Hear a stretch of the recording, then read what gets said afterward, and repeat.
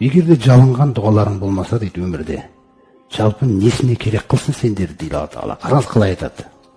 Жалынған бір дұғаң болып жүрмесе дейді өмірде, Раббым деп жүрген бір дұғаң болмаса, сен Раббың несіне керек қылсын дейді да. Сен кімге керекпін деп жүрсің деп жатыр ғой бізге. Ол Алла бай, дүниенің бақытына, ақыреттің бақытына бөлейім десе бөлей салады. Міне, оның мүлкінен ештеңе кеммейді. Ол берген кезде де.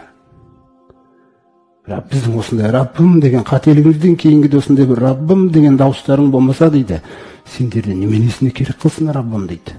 Фурқан сүресінің ең соңғы аятында. Міне, осы нәрсені түсінсе, адам тәкаппарлана ала ма енді? Ойлаңыз.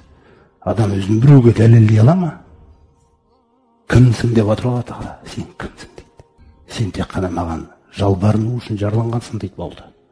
Сол жерде дейді сенің сәнің де мәнің де